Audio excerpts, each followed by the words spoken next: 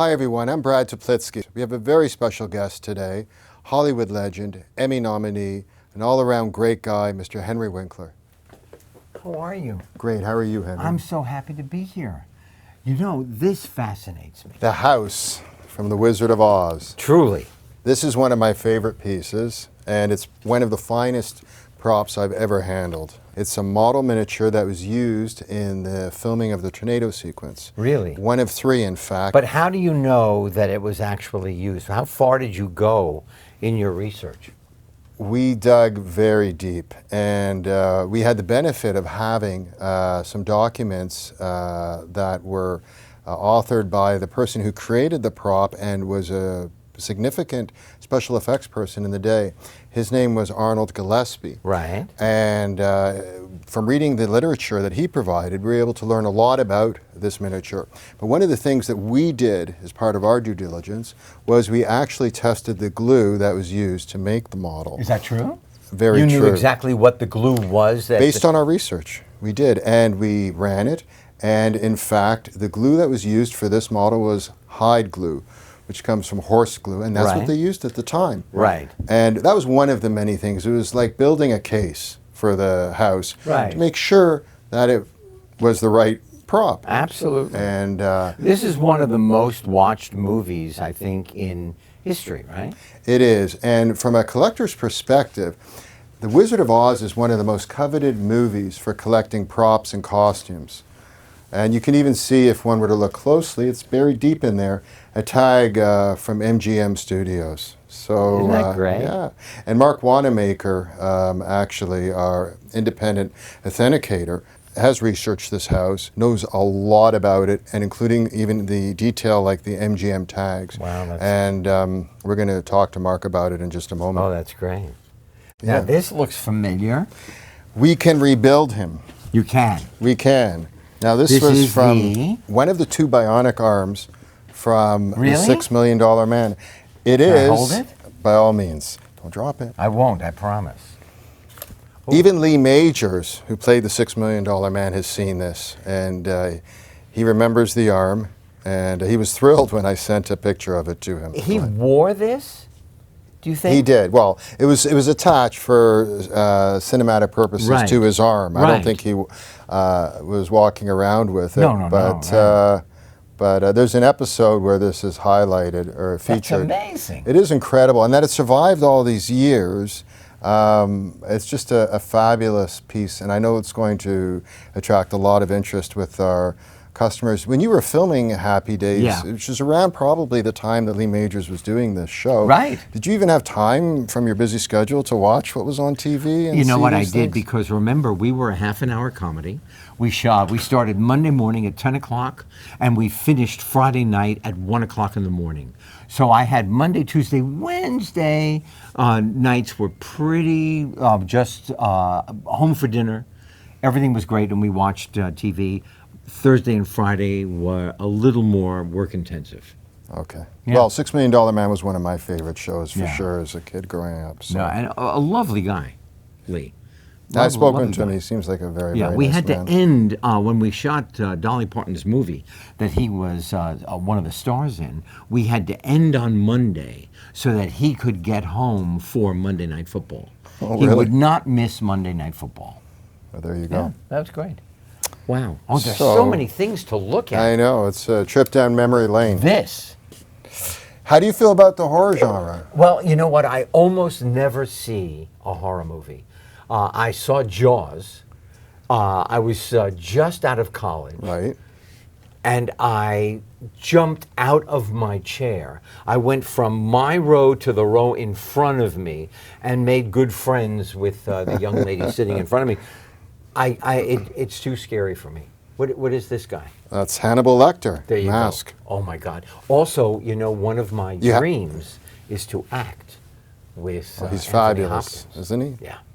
So, have you seen Silence of the Lambs? Yes, I have seen it. Okay. Yeah, through my fingers.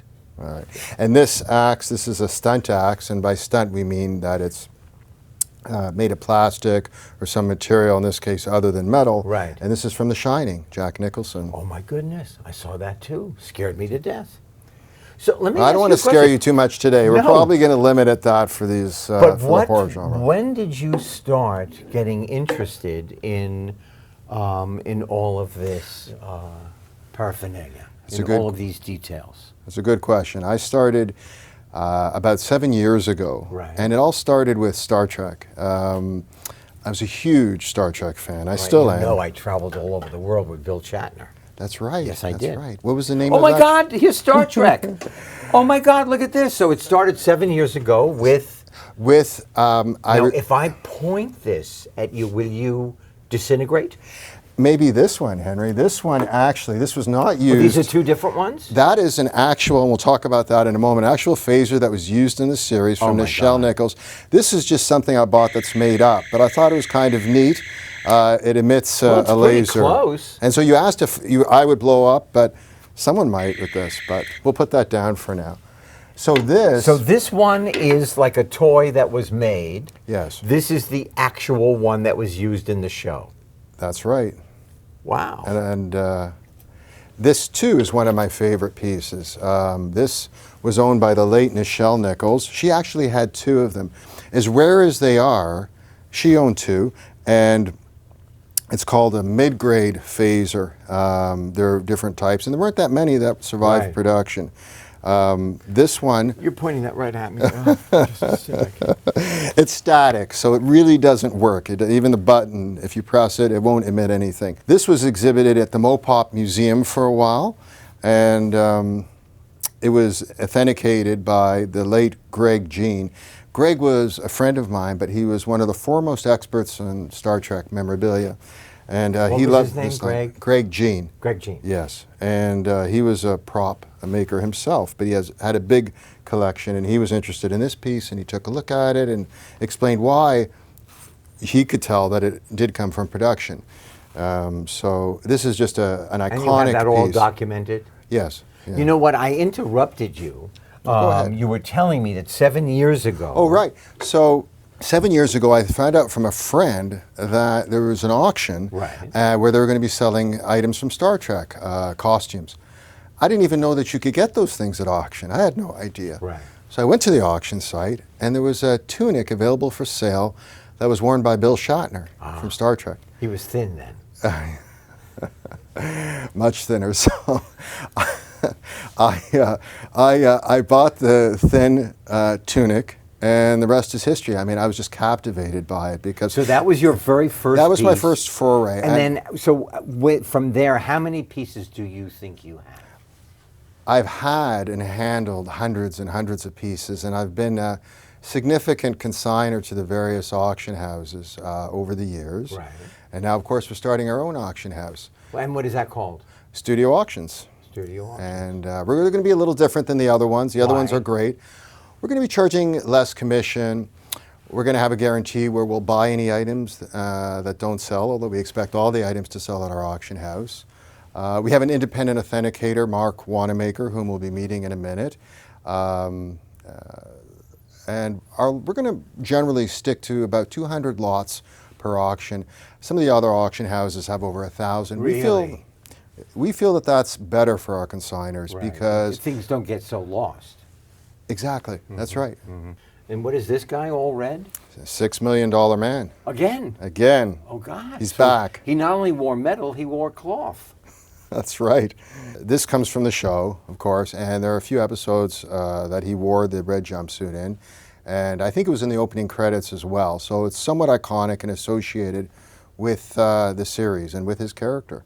Yeah. And it's a nice piece. It's his first time up at auction. Right. And, the jogging suit. It's a jogging suit. Yeah. But I he went bet- jogging in 1958. I was a jogger. Did you? Yes. How did that work for you? You know what? I stopped midway. So I'm not a jogger, I'm a jog. And look, who's this over here who's just joined us? Marlon Brando's tuxedo from The Godfather. Have the music going too. Unbelievable. We have everything. And he wore this in the first one?